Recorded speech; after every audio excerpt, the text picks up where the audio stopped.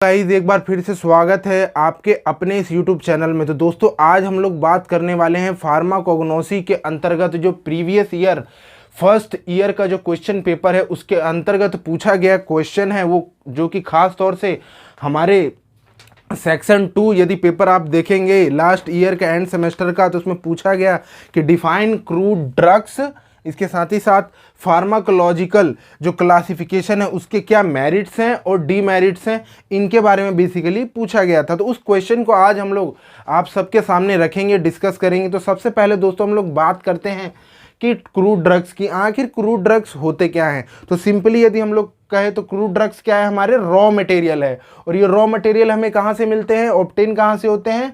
Animal से, और इसके साथ ही साथ प्लांट से। और यदि मैं एग्जाम्पल की बात करूं तो कॉटन इसका बेहतरीन एग्जाम्पल हो सकता है। जैसा कि हम सभी जानते हैं कि जो कॉटन होता है उससे फिर वो फर्दर हम लोग क्या तैयार करते हैं? बेसिकली क्लोथ तैयार करते हैं, और इसके साथ ही साथ एड्जॉर्बेंट इत्यादि को भी तैयार करने का कार्य इसके माध्यम से किया जाता है। जो कि मैंने अभी वस्त्र पहना हुआ है ये भी क्या है? एक प्रकार का कॉटन है, लेकिन इसमें कहीं ना कहीं पहले क्या थी दोस्तों? इम्प्योरिटीज़ भी थी। तो इन इम्प्योरिटीज़ को गिनिंग प्रेस में लेकर, और इसके साथ ही साथ इसमें सोडा लाइम का सॉल्यूशन, एक प्रॉपर हीट, एक टेम्परेचर, इसके साथ ही साथ वाटर, ब्लीचिंग एजेंट, इन तमाम तरीक़ों का चीज़ों का उपयोग कर कर इसमें जो भी मॉइस्चर था, इसमें वैक्स थे, इसमें डर्ट था, तमाम तरह की जो इम्प्योरिटीज़ थी उन सभी इम्प्योरिटीज़ को निकाल कर हम लोग देखते हैं कि फाइनली क्या तैयार किया जाता है?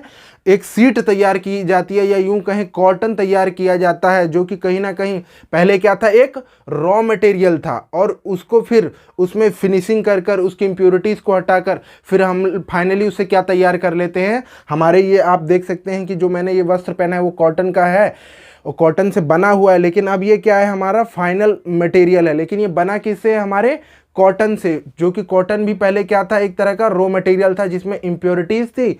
तो हम लोगों ने उसको बेसिकली एक प्रोसेस के माध्यम से, कॉटन ओपनर मशीन के माध्यम से उसको क्या किया? उसमें से इम्प्योरिटीज़ निकाल दी।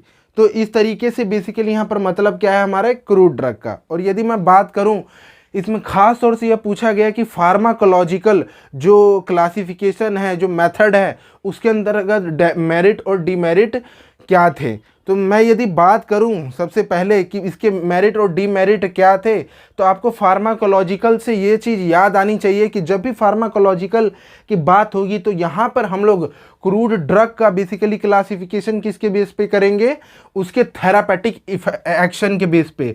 तो यहाँ पर जो ये क्रूड ड्रग का यहाँ पर क्लासिफिकेशन किया गया फार्माकोलॉजिकल क्लासिफिकेशन के अंतर्गत, बेसिकली यहाँ पर एक ड्रग है और उस ड्रग का क्या फार्माकोलॉजिकल एक्शन है, या वो क्या इफेक्ट देता है, या उसका थेरापेटिक यूज़ क्या है, उसके बेस पर ही हम देखते हैं कि फार्माकोलॉजिकल क्लासिफिकेशन किया गया है। तो मेरिट भी कुछ ऐसा ही है, जो हमारे पास क्रूड ड्रग है उसका भले ही हमें केमिकल कंस्टिट्यूएंट ना पता हो, केमिकल नेचर ना पता हो, लेकिन हम लोग यहाँ पर क्लासिफिकेशन किसके बेस पे कर रहे हैं? बेसिकली हम लोग हम लोग क्या कर रहे हैं?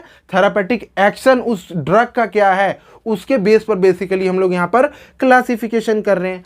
तो ये इसका मेरिट हो जाएगा। लेकिन डीमेरिट की यदि हम लोग बात करें तो आपने यह तो बता दिया कि उसका थेरापेटिक एक्शन क्या है, लेकिन आपने क्या यह बताया कि उसमें किस प्रकार का क्या है उसका मॉर्फोलॉजी है, अर्थात वो ऑर्गेनाइज्ड ड्रग है या अनऑर्गेनाइज्ड ड्रग है, वो किस सोर्स से प्राप्त हो रहा है? प्लांट सोर्स से प्राप्त हो रहा है कि एनिमल सोर्स से प्राप्त हो रहा है? तो आपने यह तो नहीं बताया। ना ही उसकी टैक्सोनॉमी आपने बताई कि उसका ऑर्डर क्या है, उसका फाइलम क्या है, उसका जीनस क्या है, उसकी स्पीसीज क्या है, आपने तो यह भी नहीं बताया। तो इससे कहीं ना कहीं ये इसका डीमेरिट है। तो आपने तो केवल एक्शन उसका बता दिया, लेकिन इन तमाम चीज़ों को, चाहे टैक्सोनॉमी हो, चाहे मॉर्फोलॉजी हो, चाहे केमिकल नेचर हो, आपने उसको क्लैरिफाई, क्लियर नहीं किया। और इसके यदि हम लोग एग्जाम्पल की बात करें दोस्तों, तो आप सभी जानते हैं कि इसके अंतर्गत एग्जाम्पल हम लोग देखें तो ओपीएम ले सकते हैं। तो ओपीएम का बेसिकली थेरापेटिक एक्शन क्या है? वो हमारे सीएनएस को डिप्रेस कर देता है। और ओपीएम है क्या? बेसिकली अफीम है। तो हमारे सीएनएस को कहीं ना कहीं क्या कर देगा? डिप्रेस कर देगा। और कॉफ़ी आप यदि पीते हैं तो आप सभी जानते हैं कि कॉफ़ी क्या करता है?